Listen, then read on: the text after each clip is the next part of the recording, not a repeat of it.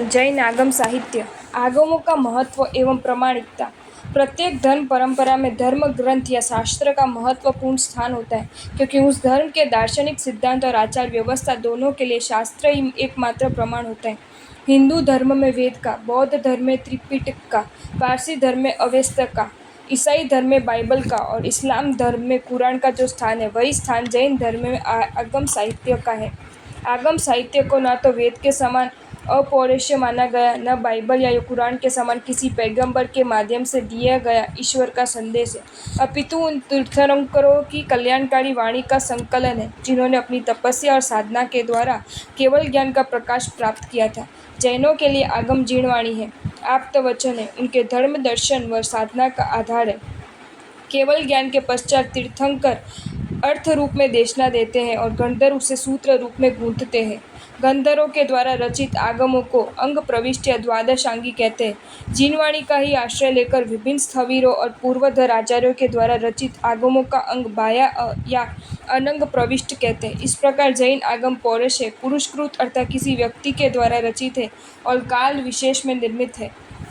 जैन आचार्यों ने एक अन्य अपेक्षा से विचार करते हुए अंग आगमों का अर्थात द्वादशांगी को शाश्वत भी कहा है। तीर्थंकरों की परंपरा तो अनादि काल से चली आ रही है और अनंत काल तक चलेगी। कोई भी काल ऐसा नहीं जिसमें तीर्थंकर नहीं होते। महाविदेश क्षेत्र में हमेशा चौथा आरा ही रहता है और हमेशा कम से कम 20 तीर्थंकर विचरण करते हैं और सभी जगत के तीर्थंकर शाश्वत सत्यों का ही अर्थ से एक समान देशना देते हैं। अतः इस दृष्टि से जैन आगम भी अनादि अनंत है। प्रत्येक तीर्थंकरों की आत्मा भिन्न भिन्न होती है, किंतु उनके उपदेश समान रूप होते हैं और उनके समान उपदेशों के आधार पर रचित ग्रंथ भी अर्थ से समान ही होते हैं।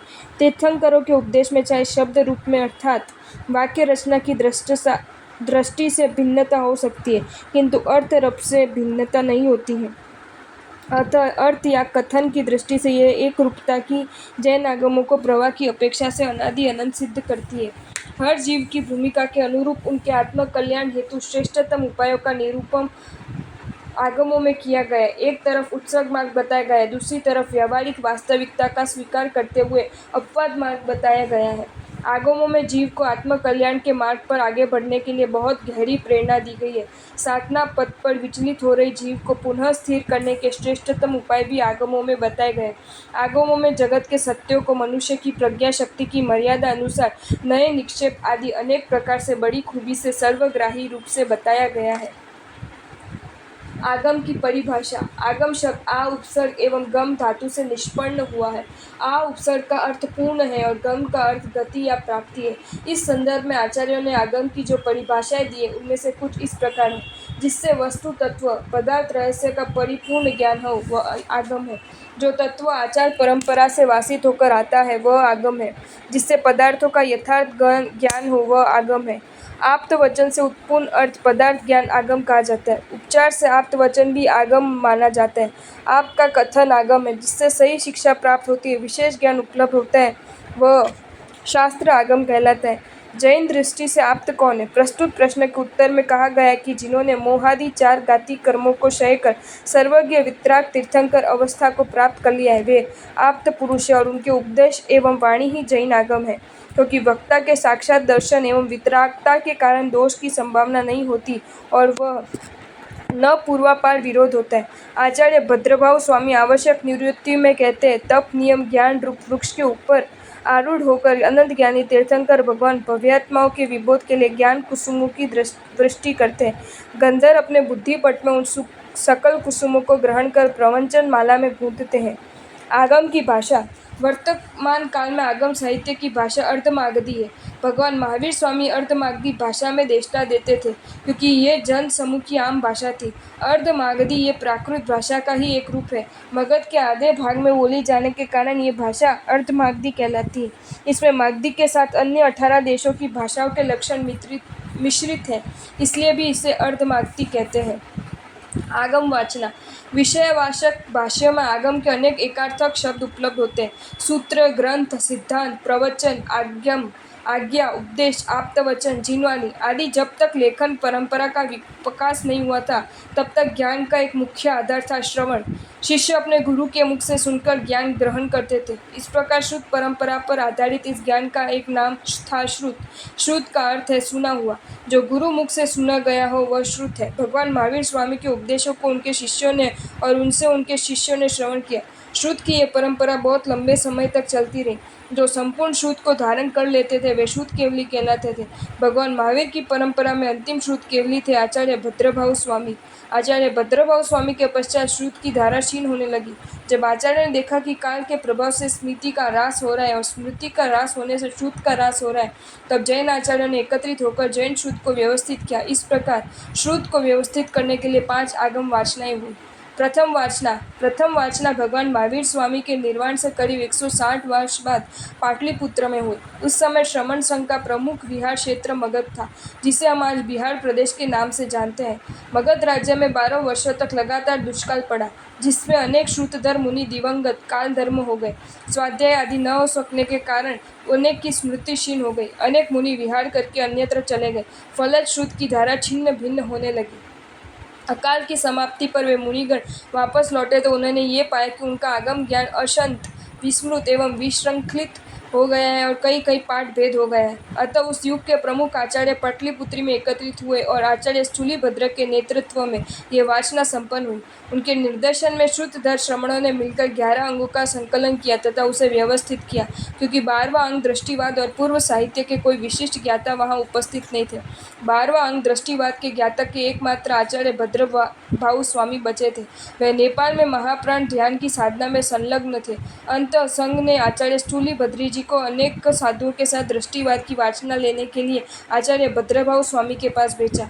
आचार्य भद्रभाऊ स्वामी ने वाचना देना प्रारंभ किया। दृष्टिवाद का एक विभाग है पूर्वगत। उसमें 14 पूर्व होते हैं। उनका परिमाण बहुत विशाल तथा ज्ञान अत्यंत कठिन होता है। बौद्धिक क्षमता एवं धारणा शक्ति की न्यूनता के कारण सब मुनियों का साहस टूट गया। आचार्य स्थूलीभद्री जी के अतिरिक्त कोई भी मुनि अध्ययन के लिए नहीं टिक सके। आचार्य स्थूलीभद्री जी ने अपने अध्ययन का क्रम चालू रखा। 10 पूर्वों का सूत्रात्मक तथा अर्थात्मक ज्ञान हो चुका था। अध्ययन चल ही रहा था। इस बीच एक घटना घटी। उनकी बहनें जो साध्वियाँ थीं, श्रमण भाई की श्रुत आराधना देखने के लिए आई। बहनों को चमत्कार दिखाने हेतु विद्याबल से उन्होंने सिंह का रूप बना लिया। बहनें सिंह को देख भय से ठिठक गई। ये देख आचार्य स्थूलीभद्री जी असली रूप में आ गए। आचार्य भद्रभाऊ स्वामी विद्या के द्वारा बाह्य चमत्कार दिखाने के पक्ष में नहीं थे। उन्हें जब ये ज्ञात हुआ कि बहनों को चमत्कार दिखाने के लिए आचार्य स्थूलीभद्री जी ने शक्ति का प्रदर्शन किया तो वे उन पर रुष्ट हो गए और प्रमाद के प्रायश्चित स्वरूप वाचना देना बंद कर दिया। आचार्य स्थूलीभद्री जी ने क्षमा मांगी। तत्पश्चात संघ एवं आचार्य स्थूलीभद्री जी के अत्यधिक अनुनय विनय करने पर एवं भावी काल के जीवों की अयोग्यता की परख कर आचार्य भद्रभाऊ स्वामी ने मूल रूप से अंतिम 4 पूर्वों की वाचना दी। अर्थ की दृष्टि से नहीं, अतः सूत्र की दृष्टि आचार्य स्थूलभद्र जी 14 पूर्वी हुए, किंतु अर्थ की दृष्टि से 10 पूर्वी ही रहे। अर्थ की दृष्टि से आचार्य भद्रस्वामी के बाद 4 पूर्वों का विच्छेद होगा। इस प्रकार प्रथम वाचना पाटलिपुत्र में संपन्न हुई।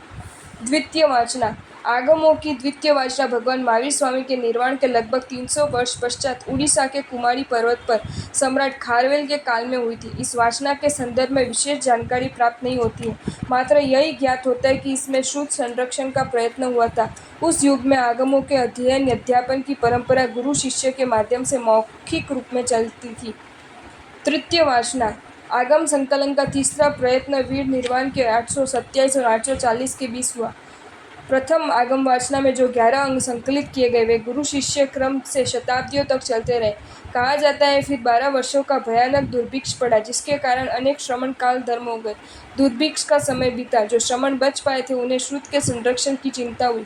उस समय आचार्य स्कंदिल युग प्रधान थे। उनके नेतृत्व में मथुरा के आगम वाचना का आयोजन हुआ। आगम वेता मुनि दूर दूर से आए। जिसको जो याद था उसके आधार पर पुनः संकलन किया गया और उससे व्यवस्थित रूप दिया गया। ये वाचना मथुरा में हुई, अतः इसे माथुरी वाचना कहा जाता है।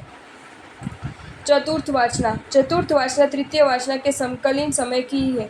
जिस समय उत्तर पूर्व मध्य भरत क्षेत्र में विचरण करने वाले मुनि संघ मथुरा में एकत्रित हुए, उसी समय दक्षिण पश्चिम में विचरण करने वाले मुनि संघ वल्लभीपुर सौराष्ट्र में आर्य नागार्जुन के नेतृत्व में एकत्रित हुए। उस समय वहां आर्य नागार्जुन के नेतृत्व में एक मुनि सम्मेलन आयोजित हुआ और विष्णु सूक्त को व्यवस्थित रूप दिया गया, अतः ये नागार्जुन वाचना कहलाती है। वल्लभीपुर में संपन्न होने के कारण इसे वल्लभी वाचना के नाम से भी जाना जाता है। पंचम वाचना माथुरी और वल्लभी वाचना के 158 वर्ष पश्चात यानी वीर निर्वाण के 980वें वर्ष में वल्लभीपुर में पुनः उस युग के महान आचार्य देवदगिनी क्षमाश्रमण के नेतृत्व में पांचवी वाचना आयोजित हुई। आर्य देवदगिनी समयज्ञ थे।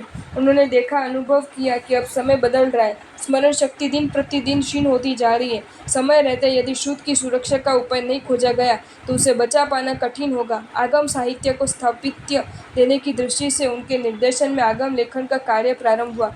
उस समय माथुरी और वल्लभी दोनों ही वाचनाएं उनके समक्ष थी। दोनों परंपराओं के प्रतिनिधि आचार्य एवं मुनिजन भी वहां उपस्थित थे। देवदगिनी ने माथुरी वाचना को प्रमुखता प्रदान की और वल्लभी वाचना को पाठांतर के रूप में स्वीकार किया। माथुरी वाचना के समय भी आगम ताड़पत्रों पर लिखे गए थे। उन्हें सुव्यवस्थित करने का काम देवदगिनी ने किया।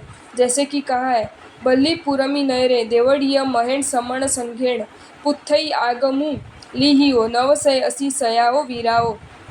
इससे स्पष्ट होता है कि श्रमण संघ ने देवदगिनी के निर्देशन में वीर निर्वाण 980 में आगमों की पुस्तकारूढ़ लिखवाना किया था।